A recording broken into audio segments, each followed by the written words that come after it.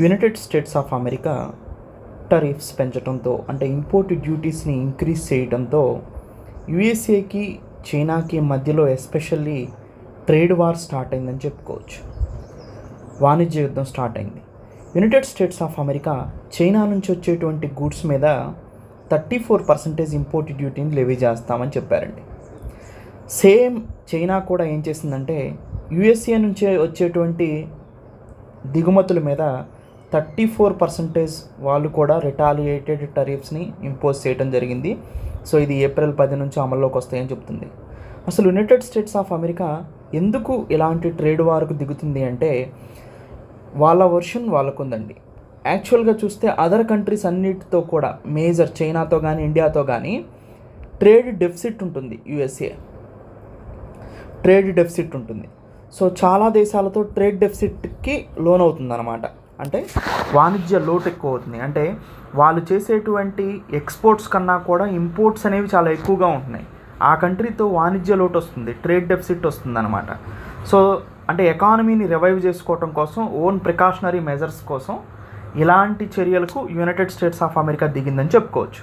అయితే ఇది world trade organisation రూల్స్కి వ్యతిరేకంగా వెళ్తున్నట్టే.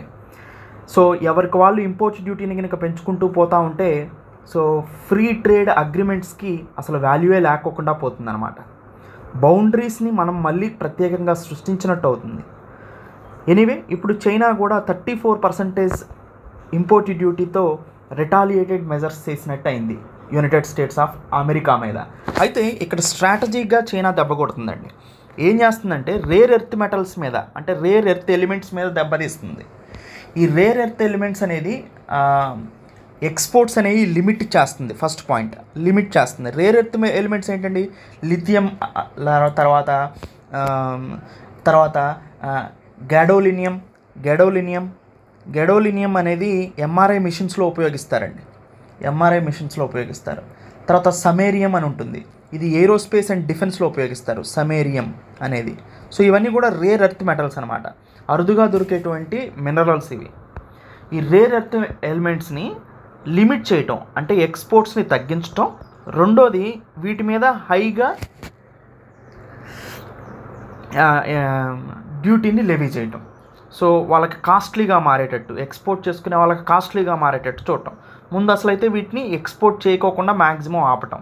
దానివల్ల హైటెక్ ప్రొడక్ట్స్ని తయారు చేసేటువంటి ఇలాంటి ఏరోస్పేస్ కానీ డిఫెన్స్ కానీ మెడికల్ ఫీల్డ్ మీద కానీ యూఎస్ఏ మీద ప్రభావం పడటానికి ఎక్కువగా అవకాశాలు ఉన్నాయి. దాంతోపాటు ఎక్స్పోర్ట్ సైడ్ ఎలాంటివి చేస్తే export side rare earth elements మీద రిస్ట్రిక్షన్స్ తీసుకొస్తున్నారు. ఇంపోర్ట్ సైడ్ చూస్తే చైనాకి ఎక్కువగా ఇంపోర్ట్ అయ్యే వాటిలో యుఎస్ఏ చికెన్ ఉంటుందండి. సో యుఎస్ఏ చికెన్ ఉంటుంది అండ్ సోర్ఘామ్ ఉంటుంది. సోర్ఘం అంటే జొన్నలు. సో అంటే యునైటెడ్ స్టేట్స్ ఆఫ్ అమెరికా నుంచి చైనాకు వెళ్ళేటువంటి జొన్నల మీద కూడా ఇంపోర్ట్ డ్యూటీని ఇంక్రీజ్ చేయడానికి అవకాశం ఉందండి.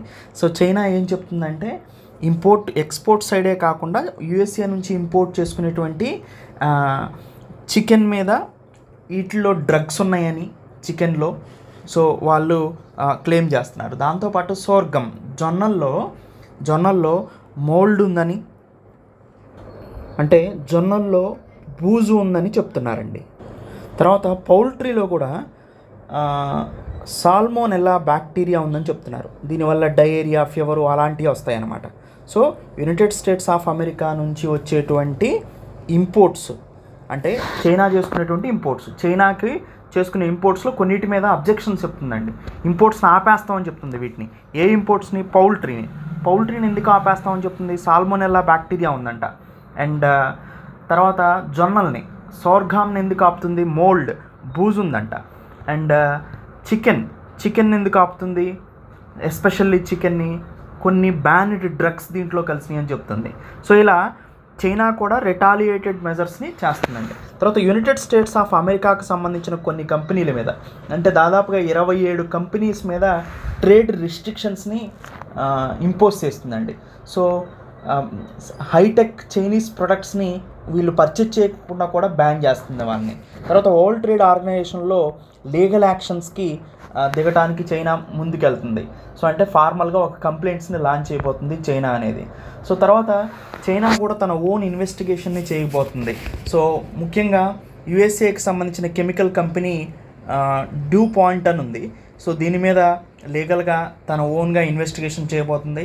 యాంటీ డంపింగ్ ఇన్వెస్టిగేషన్స్ కూడా చేయబోతుంది China. So United states of America నుంచి త్రూ ఇండియా నుంచి వచ్చేటువంటి వస్తువుల మీద, ముఖ్యంగా ఇండియన్ మెడికల్ ఎక్విప్మెంట్ మీద కూడా యాంటీ డంపింగ్ ఇన్వెస్టిగేషన్ చేయబోతుంది. సో ఇది ప్రస్తుతానికి మొత్తానికి జరుగుతుంది. సో దీనికి డొనాల్డ్ ట్రంప్ కూడా క్రిటిసైజ్ చేస్తున్నారు చైనాని, మీరు రాంగ్ వేలో వెళ్తున్నారు, మేము మా ప్రొటెక్షనిజం కోసం మేము పర్ఫెక్ట్గా టరీఫ్స్ని ఎంచుకోవడం జరిగింది అని చెప్తున్నారు. సో ఎనీవే లార్జర్ ట్రేడ్ వార్కి కనిపిస్తుంది.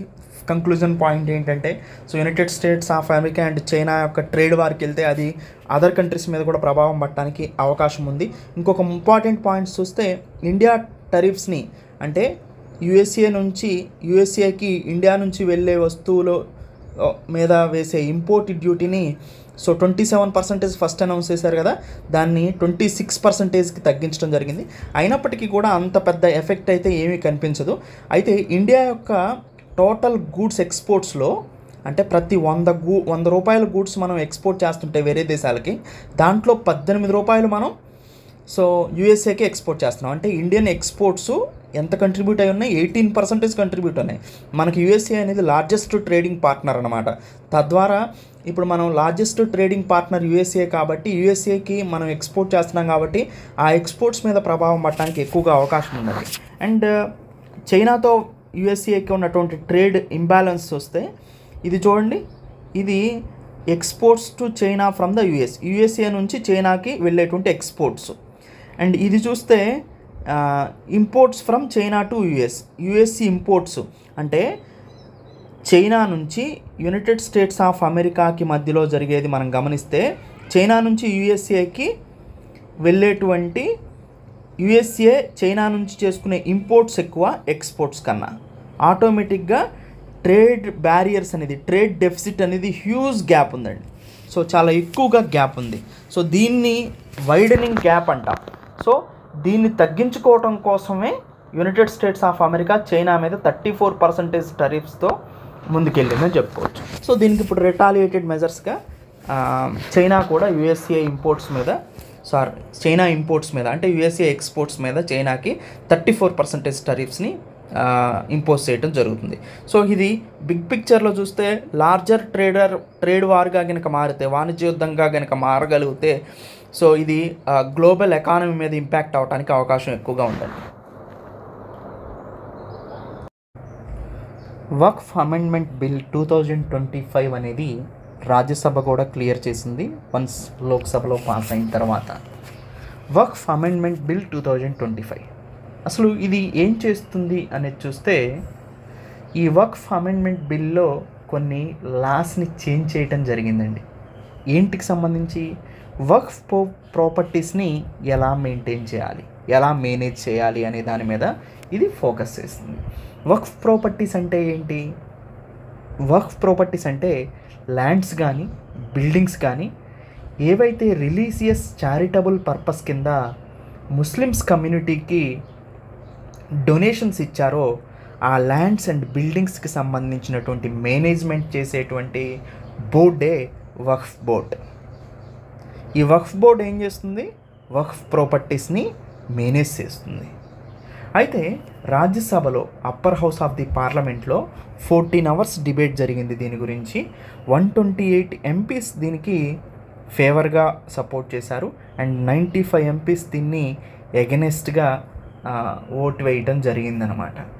అయితే ఈ గవర్నమెంట్ ఏం చెప్తుందంటే, ఈ బిల్ అనేది ట్రాన్స్పరెన్స్గా ఉంది అండ్ బెటర్ మేనేజ్మెంట్ దిశగా వెళ్తుంది అని చెప్తుంది. ఒక ప్రాపర్టీస్ని ట్రాన్స్పరెంట్గా బెటర్గా మేనేజ్ చేయగలుగుతుంది ఈ బిల్లో చెప్పిన అంశాలు అనేది కనిపిస్తుంది. అయితే వన్ మేజర్ చేంజ్ ఏంటంటే, నాన్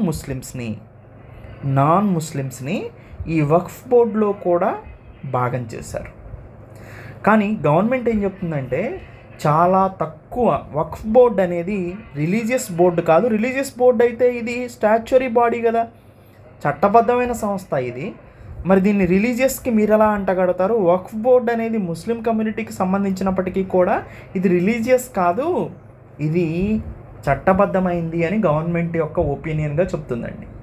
సో కొంతమంది ఏం చెప్తున్నారు, ముస్లిమ్స్ని టార్గెట్ చేస్తున్నారు, రిలీజియస్ అటానమీలో వీళ్ళు ఇంటర్ఫీర్ అవుతున్నారు, సో సెకండ్ క్లాస్ సిటిజన్స్గా ముస్లిం చూస్తున్నారు, తిరుమల దేవస్థానంలో నాన్ ముస్లిమ్స్ ఉన్నారా, నాన్ హిందూస్ ఎవరైనా దాంట్లో పనిచేస్తున్నారా, చేయట్లేదు కదా, దీన్ని కూడా అలానే కానీ గవర్నమెంట్ వ్యూ ఎలా ఉందో చూస్తే వక్ఫ్ బోర్డ్ అనేది statuary body, government created body, ఇది రిలీజియస్ బాడీ కాదు.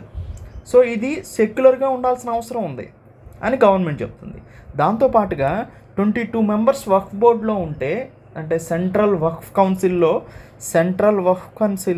22 మెంబర్స్ ఉంటే దాంట్లో 4 మాత్రమే నాన్ ముస్లిమ్స్ని ఎలో చేస్తున్నాం. వీళ్ళు కూడా ముస్లిమ్స్కి సంబంధించినటువంటి రిలీజియస్ అఫైర్స్లో వీళ్ళు తలదూర్చరు. ఈ 4 కూడా ఓన్లీ అడ్మినిస్ట్రేషన్కి సంబంధించినటువంటి ఇష్యూస్లోనే వీళ్ళు చేసుకుంటారు, ఓన్లీ అడ్మినిస్ట్రేషన్ వర్క్కి సంబంధించిన వాళ్ళే అని గవర్నమెంట్ రెస్పాన్స్ చెప్తుందన్నమాట. సో మిగతా ఎంపీస్ కూడా దీంట్లో చూస్తే కిరణ్ రిజ్జు అంటున్నారు, అంటే minority affairs minister present Kiren Rijiju. So non Muslim members would not control the board, అంటే నాన్ ముస్లిం మెంబర్స్ ఈ 4 మెంబర్స్ ఉన్నారు ఎవరో ఉన్నదో వీళ్ళు బోర్డ్ని కంట్రోల్ చేయరు. Waqf is a government body, it is not a religious body అని చెప్తున్నారు. సో ఇది ప్రభుత్వ సంస్థ కానీ సో ఇది మతపరమైన సంస్థ కాదు అని చెప్తున్నారు. తర్వాత కాంగ్రెస్ ఎంపీ సయ్యద్ నసీర్ హుస్సేన్ ఏం చెప్తున్నారంటే ముస్లిమ్స్ని టార్గెట్ చేస్తున్నారు. కానీ వీళ్ళు మాట్లాడే దాంట్లో కాన్సెప్ట్ ఎక్కువగా కనిపిస్తుంది బీజేపీ వాళ్ళు మాట్లాడే దాంట్లో. సో ఇది గవర్నమెంట్ బాడీరా, రిలీజియస్ బాడీ కాదురా అని చెప్తున్నారు. నిజంగానే అలానే ఉండింది అది. సో ఎనీవే బాటమ్ లైన్స్ చూస్తే గవర్నమెంట్ చెప్తుంది రీఫార్మ్స్ అనేది ఫెయిర్గా ఉన్నాయని చెప్తుంది అనమాట. సో ఇలా డిబేట్ అనేది ఇది కాంట్రవర్సీ డిబేట్ అయినప్పటికీ కూడా సో ఎక్కువగా ఇది గవర్నమెంట్ బాడీ అనేది నిజం, వక్ఫ్ బోర్డ్ అనేది ల్యాండ్స్ని అడ్మినిస్ట్రేషన్ చేస్తుంది అనేది నిజం, ముస్లిం రిలీజియసెస్లో ఇది తలదూర్చున్నది అనేది నిజం, అపాయింట్ చేసింది ఎక్స్ట్రా నాన్ ముస్లిం మెంబర్స్ని 4 మెంబర్సే వీళ్ళు అడ్మినిస్ట్రేషన్ చేస్తారు కానీ రిలీజియస్లో తలదొరచరు అనేది కూడా ఈ బోర్డు క్లియర్గా చెప్తుంది. ఆంధ్రప్రదేశ్ గవర్నమెంట్ రివర్ లింకేజ్ ప్రాజెక్ట్స్ని చేస్తుందండి, రివర్ ఇంటర్ లింకేజ్ ప్రాజెక్ట్స్ చేస్తుంది. దానికి క్లాసికల్ ఎగ్జాంపుల్ పట్టుసీమ. అలానే ఇంకొక బిగ్ ప్రాజెక్ట్స్ని కూడా చేస్తుందండి. వాటిల్లో మొట్టమొదటిది గోదావరి బంకచెర్ల లేదా బనకచెర్ల, గోదావరి బనకచెర్ల లింక్ స్కీమ్ ఒకటి. రెండోది రాయలసీమకు సంబంధించినటువంటి lift irrigation scheme, Rayalaseema lift irrigation scheme. ఈ 2 ప్రాజెక్ట్స్కి ఆంధ్రప్రదేశ్ గవర్నమెంట్ సో ముందుకెళ్తుంది. ఈ 2 ప్రాజెక్ట్స్లో కూడా తెలంగాణ గవర్నమెంట్ సో సుప్రీంకోర్టుకి వెళ్ళాలనుకుంటుంది. ఎందుకు సుప్రీంకోర్టుకి వెళ్ళాలనుకుంటుంది అంటే ఆంధ్రప్రదేశ్ గవర్నమెంట్ ఈ 2 వాటర్ లింకేజ్ ప్రాజెక్ట్స్లో కూడా లేదా వాటర్ షేరింగ్ రూల్స్ని వైలేట్ చేస్తుంది ఆంధ్రప్రదేశ్ గవర్నమెంట్. సో ఆంధ్రప్రదేశ్ గవర్నమెంట్కి ఫేవరబుల్గా సెంట్రల్ గవర్నమెంట్ నడుచుకుంటుంది అని తెలంగాణ గవర్నమెంట్ అనేది క్లెయిమ్ చేస్తూ ఉందండి. అసలు ఈ ప్రాజెక్ట్స్ ఏంటి అని మనం చూస్తే most important water link project వచ్చేసి గోదావరి బనకచెర్ల లింక్ స్కీమ్. దీన్ని 80,112 కోట్లతో ఆంధ్రప్రదేశ్ గవర్నమెంట్ చేపట్టబోతుంది. 200 టీఎంసీల నీటిని, అంటే 200 టీఎంసీ నీటిని గోదావరి నది నుంచి రాయలసీమ ప్రాంతం వరకు తీసుకెళ్లాలనేదే ఈ స్కీమ్ యొక్క ముఖ్య ఉద్దేశం. ఈ స్కీమ్లో భాగంగా గోదావరి, కృష్ణ, పెన్నా రివర్ని ఇంటర్లింకేజ్ చేయటం జరుగుతుంది గోదావరి బనకచెర్ల లింక్ స్కీమ్ ద్వారా. ఈ గోదావరి బనకచెర్ల లింక్ స్కీమ్ని మనం అర్థం చేసుకుంటే గోదావరి నది పోలవరం దగ్గర నుంచి సో ప్రకాశం బ్యారేజ్ కృష్ణా దగ్గర నుంచి కర్నూలు జిల్లాలోని బనకచెర్ల వరకు కూడా ఈ రివర్ వాటర్ లింకేజ్ ప్రాజెక్ట్స్ అనేది నడుస్తుందండి. తద్వారా రాయలసీమ ప్రాంతానికి అటువైపు మనం గోదావరి జిల్లాలోని పోలవరం దగ్గర నుంచి ఇటువైపు కృష్ణా గుంటూరు జిల్లాలని ఆనుకొని ఇటువైపు రాయలసీమ ప్రాంతాన్ని కూడా ఇది సస్యశ్యామలం చేస్తుందన్నమాట. సో అది గోదావరి బనకచెర్ల లింక్ స్కీమ్. దీంట్లో 200 టీఎంసీ వాటర్ని గోదావరి నది నుంచి తరలించడం జరుగుతుంది. సో అయితే ఇది పోలవరం దగ్గర తీసుకుంటున్నారు కాబట్టి తెలంగాణని దాటి వస్తుంది. మరి ఇంకా తెలంగాణకి అభ్యంతరం ఏంటో ఒకసారి చూడాల్సిన విషయం ఉంది మిగతా వాటిల్లో కూడా. సో తెలంగాణ ఏం చెప్తుంది, అసలు ఏంటి విషయం, తెలంగాణకు ఉన్నటువంటి ఇబ్బందులు ఏంటి అంటే, సో ఎగ్జిస్టింగ్ వాటర్ షేరింగ్ అగ్రిమెంట్స్ని వైలేట్ చేశారని చెప్తుంది తెలంగాణ. సో మీరు ప్రజెంట్ ఉన్నటువంటి నీటిని పంచుకునే పద్ధతుల్ని వైలేట్ చేశారు. So Godavari water dispute tribunal ఉంది, ఇది 1980లో ఫామ్ అయింది. సో దీన్ని కూడా మీరు వైలేట్ చేస్తున్నారు. అండ్ దాంతోపాటు ఏపీ రీఆర్గనైజేషన్ యాక్ట్ 2014లో చెప్పినటువంటి వాటర్ షేరింగ్ ప్రాసెస్ని కూడా మీరు సో పాటించట్లేదు అని చెప్తుంది అనమాట. దాంతోపాటు తెలంగాణ గవర్నమెంట్ ఇంకేం క్లెయిమ్ చేస్తుందంటే, సెంట్రల్ వాటర్ కమిషన్ నుంచి మీరు అప్రూవల్ తీసుకోలేదు ఈ ప్రాజెక్ట్స్కి. అండ్ గోదావరి కృష్ణ సంబంధించినటువంటి రివర్ మేనేజ్మెంట్ బోర్డ్స్ ఉన్నాయి కదా, వాటి నుంచి కూడా మీరు అప్రూవల్ తీసుకోలేదు. సో అపెక్స్ కౌన్సిల్ బాడీస్ ఏవైతే ఉన్నాయో అంటే రివర్స్ డిస్ప్యూట్స్ గురించి, వాటి దగ్గర కూడా మీరు అప్రూవల్ తీసుకోలేదు. సో ఇలా అప్రూవల్స్ తీసుకోకుండా సెంట్రల్ గవర్నమెంట్ ఫండ్స్తో ముందుకెళ్తున్నారు సో అని తెలంగాణ గవర్నమెంట్ క్లెయిమ్ చేస్తుంది అనమాట. మొత్తానికి ఇక్కడ మనకి గోదావరి బనకచర్ల లింక్ స్కీమ్ అనేది మోస్ట్ ఇంపార్టెంట్ అండి. ఇది 3 రివర్స్ని, గోదావరి, కృష్ణ అండ్ పెన్నా రివర్స్ని లింకేజ్ చేసే river linkage projects. Pattiseema project అనేది మనందరికీ తెలుసు, Godavari Krishna river linkage project ఇది. సో ఈ గోదావరి పోలవరం నుంచి కృష్ణ సో మనకి ప్రకాశం బ్యారేజ్ నుంచి బనకచర్ల కర్నూలు వరకు కూడా 200 TMCని లిఫ్ట్ ఇరిగేట్ చేస్తారండి. సో ఈ రివర్ వాటర్ లింకేజ్ ప్రాజెక్ట్ ద్వారా. సో ఇది టోటల్గా తెలంగాణ గవర్నమెంట్ సుప్రీంకోర్టుకి ఆంధ్రప్రదేశ్ రివర్ లింకేజ్ ప్రాజెక్ట్స్ గురించి వెళ్ళటానికి గల కారణం.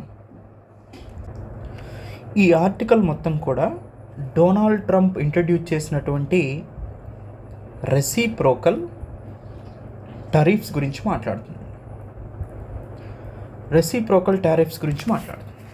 అంటే ఈ రెసిప్రోకల్ టారిఫ్స్ అంటే ఏంటండి, యునైటెడ్ స్టేట్స్ ఆఫ్ అమెరికాకి అదర్ కంట్రీస్ నుంచి వచ్చేటప్పుడు లైక్ చైనా కానీ, ఇండియా కానీ అండ్ ఎక్సెట్రా అదర్ కంట్రీస్ నుంచి గూడ్స్ అండ్ సర్వీసెస్ వచ్చేటప్పుడు, ముఖ్యంగా గూడ్స్ వచ్చేటప్పుడు వాటి మీద ఇంపోర్ట్ డ్యూటీని హెవీగా లెవీ చేయటం.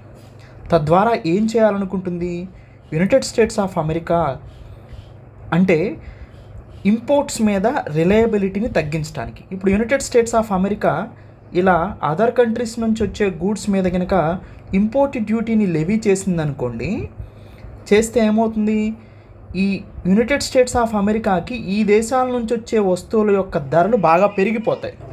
యుఎస్ఏ ఉన్న వాళ్ళకి ఈ కంట్రీస్ నుంచి వచ్చేటువంటి గూడ్స్ ఇంపోర్ట్ డ్యూటీని లెవీ చేయడం వల్ల ఎక్కువ కాస్ట్గా మారిపోతాయి. ఈ ఎక్కువ కాస్ట్గా మారిపోవటం వల్ల యుఎస్ఏ సిటిజన్స్ ఎవరైతే ఉన్నారో అక్కడ ఉండేవాళ్ళు వీటిని తక్కువగా కొంటారు. అప్పుడు ఈ కంట్రీస్ నష్టపోవడానికి అవకాశం ఉందన్నమాట. కానీ యుఎస్ఏ వాళ్ళు డిస్కరేజ్ చేస్తున్నారు ఇంపోర్ట్ని డిస్కరేజ్ చేస్తున్నారు కాబట్టి లోకల్ మ్యానుఫ్యాక్చరింగ్ని సో వీళ్ళు షార్ట్ టర్మ్లో తీసుకురావాలని ప్రయత్నం చేస్తున్నారు, కానీ ఇది లాంగ్ టర్మ్, అది గుర్తుపెట్టుకోవాలి ఇప్పుడు కూడా. అంటే యుఎస్ఏ ప్రొటెక్షనిస్ట్ మూవ్కి వెళ్ళింది. సో ప్రొటెక్షనిస్ట్ మూవ్ ద్వారా ఇక్కడే జాబ్స్ని క్రియేట్ చేస్తుంది అనుకుంటుంది. ఎందుకు, అదర్ కంట్రీస్ నుంచి గూడ్స్ తక్కువగా ఉంటే అమెరికాలోనే ఎక్స్పెన్సివ్గా ఉంటే అమెరికాలోనే తయారు చేస్తే తక్కువ అవుతాయి కాబట్టి అమెరికన్ కంపెనీస్కి ఇది బెనిఫిట్ అవుతుంది అనే ఆలోచన అనమాట. మొత్తం ట్రంప్ ఆలోచన ఇది. అందుకని రెసిప్రోకల్ టారిఫ్స్ని ఇంట్రడ్యూస్ చేసింది. సేమ్ ఇలానే ఇంకొక ఇన్సిడెంట్ని కూడా ఈ ఎడిటోరియల్ మెన్షన్ చేసింది. 1971లో అప్పుడు ప్రెసిడెంట్ ఉన్నప్పుడు రిచర్డ్స్ నెక్సన్ సేమ్ ఏం చేశారంటే డాలర్కి ఎక్స్చేంజ్గా గోల్డ్ వద్దని చెప్పారు. అది కూడా అన్సర్టైన్ మూవ్ అనమాట. వరల్డ్ వార్ II టైంలో అది మేజర్ ఇంటర్నేషనల్ ఫినాన్షియల్ సిస్టమ్ అయినటువంటి బ్రిటన్ వుడ్స్ను కూడా ఎండ్ చేసిందని చెప్పుకోవచ్చు. సో బ్రిటన్ వుడ్స్ ఇన్స్టిట్యూషన్ కూడా ఎండ్ చేసింది. సో అంటే గ్లోబల్ ఫినాన్షియల్ అన్సర్టనిటీస్కి దారి చేసింది. సేమ్ అదేవిధంగా 2025లో డొనాల్డ్ ట్రంప్ మూవ్ ఉందని ఎక్స్పర్ట్స్ చెప్తున్నారు. దీనివల్ల గ్లోబల్ ట్రేడ్లో అన్సర్టనిటీస్ ఎక్కువగా కనిపిస్తూ ఉన్నాయి మనకి. అయితే ఈ ఎడిటోరియల్ ఏమంటుందంటే 1970కి 2025కి చాలా మార్పులు జరిగినాయి. అవేంటో ఒకసారి చూస్తే యునైటెడ్ స్టేట్స్ ఆఫ్ అమెరికా అనేది టాప్ ఎకనామిక్ సూపర్ పవర్గా ఉంది 1970లో. కానీ బేర్లీ ట్రేడెడ్ పరంగా గ్లోబల్లీ చైనా అనేది అంత ముందుగా ఏమీ లేదు. తర్వాత యునైటెడ్ స్టేట్స్ ఆఫ్ అమెరికా 13 నుంచి 15% ఆఫ్ గ్లోబల్ ట్రేడ్ని కంట్రోల్ చేసేది, ఏది 1970లో. ఇప్పుడు అది 10% పడిపోయింది. ఒకప్పుడు చైనా అనేది అసలు అంత కాంపిటేటర్ ఏం కాదు, కానీ ఇప్పుడు చైనా అనేది బిగ్గెస్ట్ ట్రేడర్.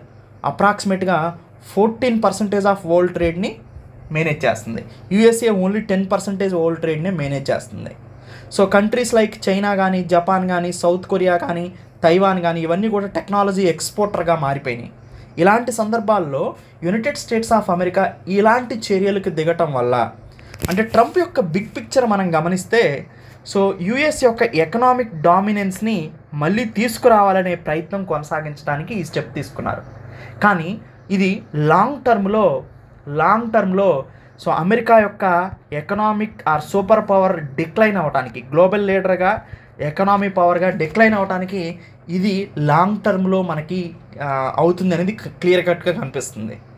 సో సింపుల్గా సమ్మరీ మొత్తాన్ని మనం ఒకసారి సింపుల్గా చూస్తే, సో ఈ ట్రంప్స్ టరిఫ్స్ అనేవి సో యుఎస్ఏ ఎకానమీని ప్రొటెక్ట్ చేయటానికి అనిపించినట్టు షార్ట్ టర్మ్లో కనిపిస్తున్నప్పటికీ, లాంగ్ టర్మ్లో మాత్రం సో ఇది యుఎస్ఏ యొక్క ట్రేడ్ పవర్ని వీక్ చేస్తుంది. సో ఇంకొకటి ఏంటంటే యుఎస్ఏ మీద డిపెండెన్స్ కూడా అదర్ కంట్రీస్కి తగ్గించుకుంటాయి. సో ఇది యునైటెడ్ స్టేట్స్ ఆఫ్ అమెరికా యొక్క సూపర్ పవర్ని, ఎకనామిక్ పవర్ హౌస్ని డౌన్ గ్రేడ్ చేసినట్టే లెక్క. ఇది సింపుల్గా సమ్మరీ చూస్తే. ఈ ఆర్టికల్ డిఫెక్షన్స్ గురించి మాట్లాడుతుందండి. డిఫెక్షన్స్ అంటే ఏంటి అంటే, లా మేకర్ అంటే ఒక ఎమ్మెల్యే తీసుకున్నా, ఒక ఎంపీ తీసుకున్నా, పార్టీస్ని స్విచ్ చేస్తున్నారండి. అంటే ఒక పార్టీ నుంచి గెలుస్తారు అని, సపోజ్ ఇప్పుడు బీఆర్ఎస్ నుంచి గెలిచారనుకోండి, వీళ్ళు పోయి కాంగ్రెస్లో జాయిన్ అవుతున్నారు. ఇప్పుడు తెలంగాణలో అదే పరిస్థితి. 10 మంది ఎమ్మెల్యేలు పోయి ఎక్కడ కలిశారు? కాంగ్రెస్లో కలిశారు. కానీ వీళ్ళు ఎవరిని ఎన్నుకున్నారు? బీఆర్ఎస్ ప్రభుత్వం వస్తుంది అని బీఆర్ఎస్ ఎమ్మెల్యేలుగా వీళ్ళని ఎన్నుకున్నారు. కానీ బీఆర్ఎస్లో నుంచి 10 మంది ఏం చేశారు? కాంగ్రెస్లోకి వెళ్ళిపోయారు. దీన్ని డిఫెక్షన్ అంటారు. ఇండియాలో యాంటీ డిఫెక్షన్ లా కూడా ఉంది. 10th షెడ్యూల్ ఇది మెయింటైన్ చేస్తుంది. అయినప్పటికీ కూడా అది సరైన పద్ధతిలో లేకపోవటం ఇబ్బందికరమైన పరిస్థితులని కొని తెస్తుంది అన్నమాట. అంటే ప్రజెంట్ ఇది డెమోక్రసీని, ప్రజాస్వామ్యాన్ని చాలా వీక్ చేస్తుంది. ఎందుకు అంటే రూలింగ్ పార్టీలో పోయి జాయిన్ అవుతున్నారు. రూలింగ్ పార్టీలో జాయిన్ అవ్వటం వల్ల ఎవరైతే డిఫెక్షన్కి, అంటే ఒక పార్టీ నుంచి ఇంకొక పార్టీకి షిఫ్ట్ అయ్యాడో అతనికి ఎక్కువగా బెనిఫిట్ జరుగుతుంది షిఫ్ట్ అయినప్పటికీ కూడా. సో ఇది కంప్లీట్గా డిఫెక్షన్. అంటే when elected law maker switches parties, that is defection. 10th schedule of the కాన్స్టిట్యూషన్ని బేస్ చేసుకుంటే, 10వ షెడ్యూల్ని బేస్ చేసుకుంటే రాజ్యాంగంలో ఇదేం చెప్తుంది? స్పీకర్ ఎవరైతే ఉన్నారో మ్యాక్సిమం వీళ్ళు రూలింగ్ పార్టీ నుంచి ఉంటారు. ఓకే, దాన్ని ఎవరు తప్పించలేరు. ఇతను స్పీకర్ ఏం చేయాలంటే సపోజ్ టు డూ, అంటే he will decide if defector should be disqualified. Defect అయినట్టు పార్టీ స్విచ్ అయిన పర్సన్, ఎమ్మెల్యే ఎవరైతే ఉన్నాడో అతను డిస్క్వాలిఫై అయినట్టుగా ప్రకటించాలి యాంటీ డిఫెక్షన్ లా ప్రకారం. ఇది 10th schedule of the constitution చెప్తుంది. కానీ స్పీకర్స్ ఏం చేస్తున్నారంటే వీటిని డిలే చేస్తున్నారండి, ఇగ్నోర్ చేస్తున్నారు, పట్టించుకోవట్లా. సో అంటే రూలింగ్ పార్టీకి బెనిఫిషరీగా మారుతుంది కాబట్టి వీటిని పట్టించుకోవట్లా. తెలంగాణలో అదే పరిస్థితి. 10 మంది బీఆర్ఎస్ ఎమ్మెల్యేలు ఎక్కడికి వెళ్ళిపోయారు? కాంగ్రెస్లోకి వెళ్ళిపోయారు. వీళ్ళకి ఈ స్పీకరు బీఆర్ఎస్ పార్టీ ఏమడిగిందంటే ఈ 10 మందిని డిస్క్వాలిఫై చేయమని మార్చి నుంచి ఏప్రిల్ మధ్యలో 2024లో దీని గురించి డిస్క్వాలిఫై చేయమని అడిగితే స్పీకరు జనవరి 2025లో జస్ట్ రెస్పాండ్ అయ్యారంటే, అంటే ఆల్మోస్ట్ ఒక 1 year తర్వాత దీని గురించి రెస్పాండ్ అయ్యారు. అంటే ఎంత డిలే జరుగుతుందో, ఎంత ఇగ్నోరెన్స్ ఉందో మనం దీన్ని బట్టి అర్థం చేసుకోవచ్చు. అయితే సుప్రీంకోర్టు ఏం చెప్తుంది ఈ విషయాల్లో అని కనుక మనం గమనించినట్లయితే, so supreme court is stepping in because speaker are not acting quickly or fairly. అంటే సుప్రీంకోర్టు యొక్క పరిధి ఏంటంటే స్పీకర్ స్పీడ్గా ఎందుకు యాక్ట్ చేయట్లేదు అనే దాని మీద మాట్లాడుతుంది. కోర్టు ఏం చెప్తుందంటే, సో కోర్టు ఏం చెప్తుందంటే సుప్రీంకోర్టు, మేము స్పీకర్ని మీరు డిసైడ్ చేయండి అని చెప్పలేం, కానీ మీరు ఒక సరైన టైంలో మీరు యాక్ట్ చేయమని అయితే చెప్పగలుగుతాం అని చెప్తుంది సుప్రీంకోర్టు. సో అంటే డిఫెక్టర్స్ అయిన వాళ్ళు మినిస్టర్స్ కూడా అవుతున్నారు డిలే అవ్వటం వల్ల. ఇలా ఒక పార్టీ నుంచి ఇంకొక పార్టీలోకి లాభం కోసం పోయి ఒక పార్టీ మీద గెలిచి ఇంకొక పార్టీలోకి వెళ్ళి అక్కడ మినిస్టర్ కూడా అవుతున్నారు. సో ఇది డిస్క్వాలిఫై చేస్తే ఇలాంటి ప్రభావం ఉండకపోవచ్చు. సో బ్యాక్గ్రౌండ్లో కూడా మనం చూస్తే 2023లో సో స్పీకరు ఫెయిర్గా యాక్ట్ చేయాలి అని సుప్రీంకోర్టు జడ్జిమెంట్ ఇచ్చింది. తర్వాత 2020లో కూడా చూస్తే so supreme court suggested parliament should change the law. So పార్లమెంట్ని అడుగుతుంది సుప్రీంకోర్టు, మీరు లాని చేంజ్ చేయండి. ఒక ఇండిపెండెంట్ బాడీ సో అంటే తనకు తానుగా పనిచేయగలిగేటువంటి బాడీ, స్పీకర్ కాకుండా మిగతా ఇండిపెండెంట్ బాడీని ఒక దాన్ని ఏర్పాటు చేయండి, డిఫెక్షన్స్ మీద ఆ బాడీ నిర్ణయం తీసుకునేలాగా చేయమని కూడా చెప్పింది. కానీ అది కూడా జరగలేదు. సో ఇంతవరకు అలాంటి యాక్షన్స్ అయితే సో ఏమీ జరగలేదు. సో పొలిటికల్గా డిఫెక్టర్స్ ఎవరైతే ఉన్నారో వాళ్ళు బాగా లాభ పొందుతున్నారు. సుప్రీంకోర్టు ఒక్కటే చెప్తుంది, ఎక్కువగా స్పీడ్గా యాక్షన్ తీసుకోమని చెప్తుంది స్పీకర్కి, కానీ అది కూడా పూర్తిగా జరిగినట్టేమీ కనిపించట్లేదు. మొత్తానికి ఇన్ షార్ట్ చూస్తే politicians are switching parties for personal gains. So speaker ruling party కాబట్టి త్వరగా డెసిషన్ తీసుకోలేకపోతున్నారు. సో డిఫెక్టర్స్ సో కంటిన్యూగా డిఫెక్ట్ అయినప్పటికీ కూడా కంటిన్యూగా వాళ్ళ పదవుల్ని అనుభవిస్తున్నారు. ఇది డెమోక్రసీకి విరుద్ధంగా ఉంది అనేదే ఈ ఆర్టికల్ యొక్క సారాంశం. ఈ ఆర్టికల్ ఉక్రెయిన్ గురించి ప్రస్తావిస్తూ గ్లోబల్ సౌత్ అనేది పీస్ మెయింటైన్ చేయడానికి ఫ్రంట్ లైన్లో ఉండబోతుంది అని మెన్షన్ చేస్తున్నారు. గ్లోబల్ సౌత్ గురించి ఎక్కువగా ఇక్కడ మాట్లాడాడు. ఉక్రెయిన్ ఎగ్జాంపుల్లో తీసుకున్నప్పటికీ కూడా ఈ గ్లోబల్ సౌత్ అనేది ఫ్యూచర్లో united nation peace keeping mission చేయటానికి పూర్తి అర్హత కలిగి ఉన్నది అనే ఉద్దేశంలో ఈ ఆర్టికల్ డిస్కస్ చేయబడింది. మనందరికీ తెలుసు ఉక్రెయిన్లో పీస్ సీజ్ ఫైర్ రాబోతుంది. ఒకవేళ సీజ్ ఫైర్ వచ్చిన తర్వాత రెండు కంట్రీస్ అగ్రీస్ చేసిన తర్వాత ఆ ఏరియాలో మనం పీస్ని మెయింటైన్ చేయటం ఎలా, ఎవరు మెయింటైన్ చేయాలి పీస్ని?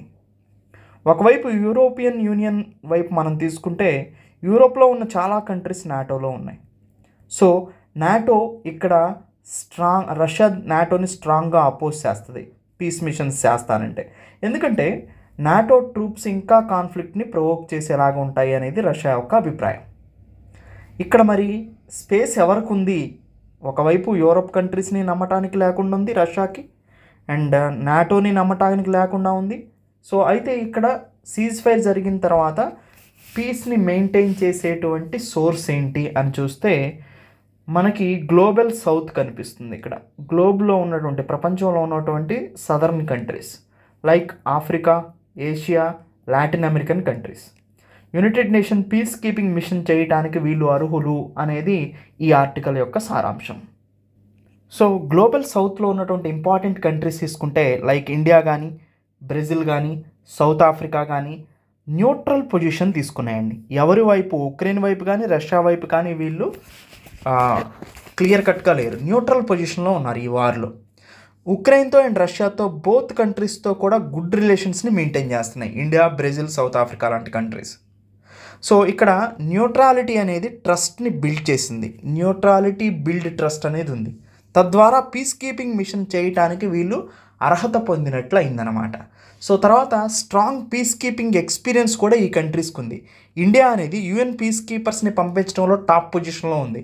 ఆఫ్రికన్ యూనియన్ పీస్ కీపింగ్ ఫోర్సెస్ని మెయింటైన్ చేసింది సోమాలియాలో, సూడాన్లో. అండ్ ఇలా ఇండియా పోలీస్ యూనిట్లో లైబీరియాలో 2007లో జరిగినటువంటి సో ఘర్షణలలో దాదాపుగా పీస్ని మెయింటైన్ చేయడం కోసం ఆల్ ఉమెన్ పోలీస్ పీస్ ఫోర్స్ని పంపించింది. ఇలాంటి పీస్ కీపింగ్ మిషన్స్ ఎక్స్పీరియన్స్ కూడా ఈ కంట్రీస్కి ఉండటం ఒక పాజిటివ్గా చెప్పుకోవచ్చు. అయితే global south lead peace mission అనేది ఎలా పనిచేయాలి అంటే సాలిడ్ సీజ్ ఫైర్ని అనౌన్స్ చేయాలండి. Both Ukraine and Russia cease ఫైర్ని కన్ఫామ్గా అగ్రి అయి ఉండాలి. సో బౌండరీస్ క్లియర్గా మెయింటైన్ చేయాలి. తర్వాత యుఎన్ సెక్యూరిటీ కౌన్సిల్ అప్రూవల్ అయితే మస్ట్గా ఉండాలి. సో నాటో ట్రిప్స్ ప్రజెన్స్ అనేది ఉండకూడదు. వెస్ట్రన్ కంట్రీస్ అనేది సో మనీ అండ్ లాజిస్టిక్స్కి బోత్ కంట్రీస్లో కూడా సపోర్ట్ చేయాలి. ఇలా ఉంటే తప్పితే సో సీజ్ ఫైర్ అనేది కంటిన్యూగా ఉండటానికి అవకాశం లేదు. ఇండియా రోల్ కూడా మనం గమనిస్తే ఇండియా న్యూట్రల్ పొజిషన్ తీసుకుంది. సో తర్వాత యుఎన్ మిషన్స్ పీస్ కీపింగ్ ఫోర్స్లో డికేట్స్ ఆఫ్ ఎక్స్పీరియన్స్ ఉంది. బోత్ ఉక్రెయిన్తో రష్యాతో గుడ్ రిలేషన్స్ని మెయింటైన్ చేయగలుగుతుంది. సో ఇండియా ఇక్కడ లీడర్షిప్ రోల్ తీసుకొని పీస్ని ప్రమోట్ చేయడానికి ఎక్కువగా అవకాశం ఉంది. గ్లోబల్ సౌత్లో ఇండియాకు ఉన్నటువంటి పీస్ కీపింగ్ మిషన్ ఎక్స్పీరియన్స్ అనేది ఏ కంట్రీకి లేదనే చెప్పుకోవాలి. అయితే ఇక్కడ ఉక్రెయిన్ అండ్ రష్యా విషయంలో పీస్ కీపింగ్ మిషన్ని మెయింటైన్ చేయడానికి గ్లోబల్ సౌత్ అనేది ముందుకు రావాలి. దానికి ఇండియా అనేది లీడర్షిప్ వహిస్తే సో అది పర్ఫెక్ట్గా ఉంటుంది అనేది సో ఈ ఆథర్ యొక్క ముఖ్య ఉద్దేశం అనమాట. ఇన్ షార్ట్ చూస్తే నాటో ఇక్కడ పీస్ కీపింగ్ని మెయింటైన్ చేయలేదు and global south like India మాత్రమే ఇక్కడ పీస్ కీపింగ్ మిషన్ని మెయింటైన్ చేయగలుగుతుంది. లేకపోతే మోర్ కాన్ఫ్లిక్ట్కి దారితీయడానికి అవకాశం ఉంది అనేదే ఈ టోటల్ ఎడిటోరియల్ యొక్క సారాంశం అన్నమాట. Prime minister Narendra Modi Colombo reach అయ్యారండి శ్రీలంక. సో కీ టాక్స్ కోసం. అయితే శ్రీలంక ప్రెసిడెంట్ అనుర కుమార దిశానాయకాని మీట్ అవ్వటం జరిగింది. రెండు కంట్రీస్ మధ్యలో ఇంపార్టెంట్ బైలేటరల్ అగ్రిమెంట్స్ జరగడానికి అవకాశం ఉందని మనకు అర్థమవుతుందండి. అయితే ఈ విజిట్ ఎందుకు ఇంపార్టెంట్ అని చూస్తే శ్రీలంక గవర్నమెంట్ ఫామ్ అయిన తర్వాత ఎవరైతే ఫారెన్ లీడర్ ఫస్ట్ వస్తున్నారో ఇది ఫస్ట్ విజిట్ అండి. Prime minister Narendra Modi first visit అనమాట. అంటే శ్రీలంకకి ఫారెన్ నుంచి వచ్చే ప్రైమ్ మినిస్టర్లో మన ఇండియన్ ప్రైమ్ మినిస్టర్ మొదట ఉన్నారు. శ్రీలంక ప్రైమ్ మినిస్టర్ మన ప్రెసిడెంట్ డిసెంబర్ 2024లో మన కంట్రీని విజిట్ చేశారు. గెలిచిన తర్వాత ఫస్ట్గా మనల్ని విజిట్ చేశారు. సో అందుకని ప్రైమ్ మినిస్టర్ నరేంద్ర మోడీ కూడా ఇప్పుడు విజిట్ చేయడం జరుగుతుంది. ఇది స్ట్రాంగ్ టైస్ని చూపిస్తుంది రెండు కంట్రీస్ మధ్యలో. ఎలాంటి అగ్రిమెంట్స్ మెమొరండమ్ ఆఫ్ అండర్స్టాండింగ్ ఏ సెక్టార్లో కుదరబోతుంది అంటే ముఖ్యంగా 8 అగ్రిమెంట్స్ కుదరబోతున్నాయండి. ఒకటి energy and digital infrastructure and health and defence, ఈ 4 మోస్ట్ ఇంపార్టెంట్. దాంతోపాటు అదర్ టాప్ కీ ఇంక్లూడ్స్ ఏంటంటే economic cooperation, Sri Lanka debt crisis ఉన్నాయి అండ్ తర్వాత new Indian investments in Sri Lanka, అంటే కొత్తగా ఏమి పెట్టుబడులు పెడుతున్నాం శ్రీలంకకి అనేది మోస్ట్ ఇంపార్టెంట్. ఇంకొకటి ఏంటంటే ఫిషర్మ్యాన్ కాన్ఫ్లిక్ట్స్. ఫిషర్మ్యాన్కి సంబంధించి అంటే చేపలు పట్టే వాళ్ళకి ఇటు నుంచి అటు అటు నుంచి ఇటు అరెస్ట్ అవుతున్నారు, దానికి సంబంధించి ఫిషరీస్ ఇష్యూ అనేది మోస్ట్ ఇంపార్టెంట్. ఎందుకంటే తమిళనాడు ఫిషర్మ్యాన్ నార్దర్న్ శ్రీలంక వైపు వెళ్ళి క్రాస్ బోర్డర్ ఫిషింగ్ చేయటం వల్ల చాలా తీవ్ర ఇబ్బందులు ఎదుర్కొంటున్నాయి. సో రెండు కంట్రీస్ కూడా ఇలాంటి చర్యలు జరుగుతున్నాయి. బాటమ్ ట్రావెలింగ్ అంటారు. బాటమ్ ట్రావెలింగ్ వల్ల ఫిషెస్ని ఎక్కువగా మెకనైజ్డ్ బోట్స్ ఉపయోగించడం వల్ల మెరైన్ లైఫ్కి హార్మ్ఫుల్గా మారింది. దీని గురించి చర్చించాల్సిన అవసరం ఉంది. సో తమిళ్ రీజన్స్లో ముఖ్యంగా ఎకనామికల్ సర్వైవల్ ఎలా ఉంది, పొలిటికల్ సెంటిమెంట్స్ ఎలా ఉన్నాయో కూడా చూసుకోవాల్సిన అవసరం ఉందన్నమాట. సో ఇలా మొత్తానికి మోస్ట్ ఇంపార్టెంట్ నైబర్హుడ్ పాలసీని అప్లిఫ్ట్ చేసినట్లయింది. సో ప్రైమ్ మినిస్టర్ నరేంద్ర మోడీతో పాటు ఎస్ జయశంకర్ ఉన్నారు, అజిత్ దోవల్ ఉన్నారు, విక్రమ్ మిర్సీ ఉన్నారు ఫారెన్ సెక్రటరీ. సో మొత్తానికి ఇండియా అండ్ శ్రీలంక టైస్ని స్ట్రెంథెన్ చేసుకోవడానికి, ఎకనామికల్ క్రైసిస్ నుంచి శ్రీలంక బయటపడడానికి సో బోత్ కంట్రీస్ కోఆపరేట్ చేసుకోవాల్సిన అవసరం ఉంది. సో దాన్నే ఈ విజిట్ అనేది మనకు తెలియజేస్తుంది. సుప్రీంకోర్టు అగస్తమలై ఫారెస్ట్ సర్వేని చేపట్టమని డిపార్ట్మెంట్ని అడిగింది. దేనికోసం అంటే ఎంక్రోచ్మెంట్స్ జరుగుతున్నాయంట. అంటే ఈ అగస్తమలై అరణ్యంలో కమర్షియల్ యాక్టివిటీస్ జరుగుతున్నాయి, పర్యావరణాన్ని నాశనం చేస్తున్నారు. అది ఏ విధంగా నాశనం చేస్తున్నారో ఒకసారి చూద్దాం. దాదాపుగా ఇది బయోస్పియర్ రిజర్వ్ అండి, అంటే ఎక్కువగా బయోడైవర్సిటీ ఉన్న ప్రాంతం. దీంట్లో ఎంక్రోచ్మెంట్స్ జరగడం అనేది బాధాకరమైన విషయం. ఇది తమిళనాడు అండ్ కేరళ ఈ 2 రాష్ట్రాల్లో వ్యాప్తి చెందిస్తూ ఉంటుంది. ఇది అగస్తమలై ఫారెస్ట్ ఇక్కడ ఉంది. సో తమిళనాడు కేరళ. ఈ 2 ప్రాంతాలను ఈ 2 రాష్ట్రాల్లో కూడా స్ప్రెడ్ అయిందని చెప్పుకోవచ్చు. వెస్ట్రన్ ఘాట్స్కి ఎండు వైపులో ఇది ఉంటుంది. వెస్ట్రన్ ఘాట్స్లో ఉన్నట్టు దీన్ని చెప్పుకోవచ్చు. సో డీటెయిల్డ్ సర్వే చేయమని సుప్రీంకోర్టు ఆర్డర్ ఇచ్చింది. అయితే కొంత అగస్తమలై గురించి మనం చూస్తే ఇది 3500 కిలోమీటర్లు కలిగినటువంటి యునెస్కో రికగ్నైజ్ చేసిన బయోస్పియర్ రిజర్వ్ అండి. సో వెస్ట్రన్ ఘాట్స్ యొక్క పశ్చిమ కనుమల యొక్క సదర్న్ పార్ట్లో ఇది ఉంది. ముఖ్యంగా ఇక్కడ పెరియార్ టైగర్ రిజర్వ్ ఉందండి. అగస్తమలైలో ఉన్న ఇంపార్టెంట్ వైల్డ్ లైఫ్ ఏరియాస్ ఏంటంటే పెరియార్ టైగర్ రిజర్వ్ ఉంది. తర్వాత శ్రీ విల్లిపుత్తూర్ స్క్వెరల్ శాంక్చురీ ఉంది. శ్రీ విల్లిపుత్తూర్ స్క్వెరల్ శాంక్చురీ ఉంది. దాంతోపాటు మేఘమలై, తిరువన్నలై వైల్డ్ లైఫ్ శాంక్చురీస్ ఉన్నాయి. ఇవన్నీ కూడా మోస్ట్ ఇంపార్టెంట్ శాంక్చురీస్ అనమాట. It is the part and parcel of the Agasthyamalai wild life reserve. So Agasthyamalai అనేది యునెస్కో రికగ్నైజ్డ్ బయోస్పియర్ రిజర్వ్గా చెప్పుకోవచ్చు. ఎందుకు సుప్రీంకోర్టు ఇప్పుడు సర్వే చేయమంది అనేది ఒకసారి చూస్తే నాన్ ఫారెస్ట్ యాక్టివిటీస్ ఎక్కువగా జరుగుతున్నాయండి ఇక్కడ. అంటే ఎంక్రోచ్మెంట్స్ జరుగుతున్నాయి, ఇల్లీగల్ ఆక్యుపేషన్స్ జరుగుతున్నాయి ఫారెస్ట్లో. సో భూమిని కబ్జా చేస్తున్నారు. తర్వాత ఒరిజినల్ ఫారెస్ట్ కవర్ అనేది చాలా తగ్గిపోయింది. అంటే అడవులు నాశనం చేయబడుతున్నాయి, డిఫారెస్టేషన్ చేయబడుతుంది. తర్వాత టైగర్స్ కానీ రేర్ స్పీసీస్ కానీ ఎండేంజర్డ్ వైల్డ్ లైఫ్కి ప్రొటెక్షన్గా ఉండాల్సిన ఈ ప్లేసే ఎండేంజర్డ్గా మారిపోతుంది. తర్వాత ఈ ఫారెస్ట్ని రీస్టోర్ చేస్తే తప్పితే బయోడైవర్సిటీ అనేది న్యాచురల్ స్టేట్లోకి రాదు. ఎందుకు జడ్జ్ ఇలాంటి ఎంక్రోచ్మెంట్స్ జరుగుతున్నాయని చెప్పారు అంటే, సో ఈ ఫారెస్ట్ అనేది అర్బనైజేషన్ వల్ల, అంటే పట్టణీకరణ వల్ల నాశనం అవుతుంది, ఇండస్ట్రియలైజేషన్ వల్ల నాశనం అవుతుంది, పరిశ్రమలు ఎక్కువగా రావటం వల్ల, ఎంక్రోచ్మెంట్ వల్ల నాశనం అవుతుంది, అంటే ల్యాండ్ కబ్జాల వల్ల నాశనం అవుతుంది. సో ఇదంతా కూడా క్లైమేట్ చేంజ్కి కారణమవుతుంది. తిరిగి భారతదేశంలో వాతావరణ మార్పులు రావడానికి కారణమవుతుంది. అసలు ఈ కేసు బ్యాక్గ్రౌండ్ ఏంటని చూస్తే కె పరమేశ్వరన్ అనే ఒక అతను ఉన్నారండి, అడ్వకేటు, సీనియర్ అడ్వకేటు. సో ఈ జడ్జిమెంట్ అనేది ఈ కేసులో వివరించడం జరిగింది. 100 years నుంచి చూస్తే నియర్లీ ఎంక్రోచ్మెంట్స్ జరుగుతూనే వస్తున్నాయని నేను వాదించుకుంటూ వచ్చారు. సో అయితే ఏంటి నెక్స్ట్ అంటే, సుప్రీంకోర్టు ఎవరికి అప్పగించింది ఈ సర్వే బాధ్యతలు అంటే సెంట్రల్ ఎంపవర్డ్ కమిటీ సిఈసికి ఈ బాధ్యతలు అప్పగించింది. ఫుల్ సర్వే చేయమంది, ఈ ఏరియా మొత్తం కూడా ఫుల్ సర్వే చేయమని చెప్పింది, ఈ ఏరియా మొత్తాన్ని. And present and past forest data అని అడిగింది. సో తర్వాత క్లైమేట్ చేంజ్కి సంబంధించిన ఇష్యూస్ని అడిగింది అనమాట.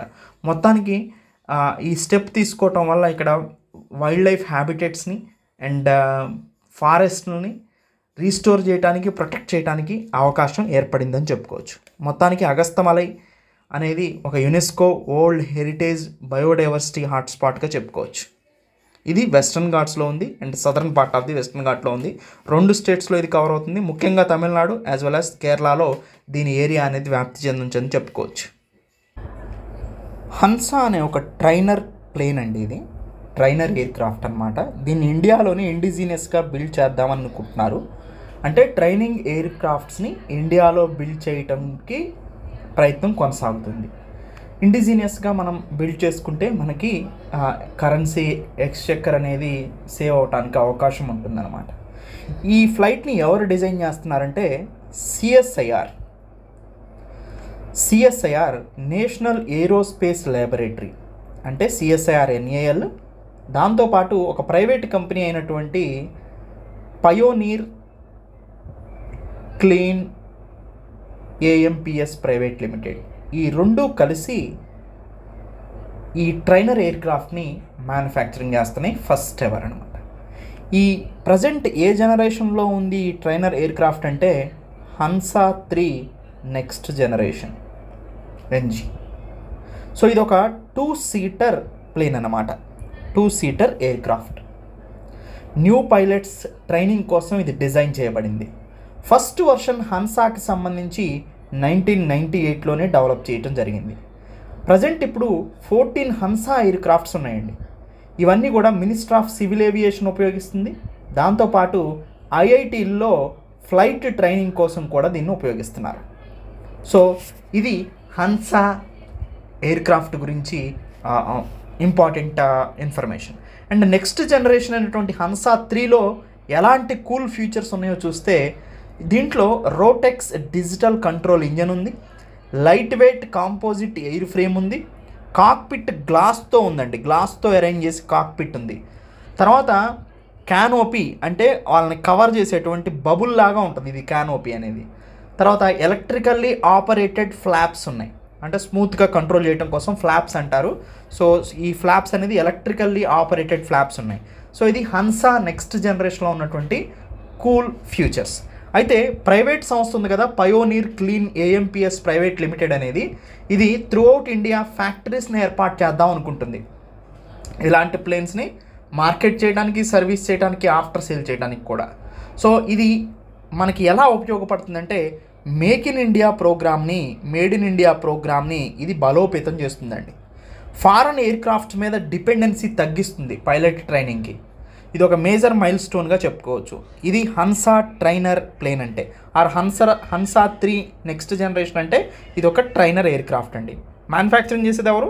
CSRNAL plus pioneer clean AMPS private limited. ఈ రెండు ప్రభుత్వం సంస్థ ఒకటి, గవర్నమెంట్ ప్రైవేట్ సంస్థ ఒకటి, ఈ రెండు కలిపి దీన్ని తయారు చేస్తున్నాయి అన్నమాట.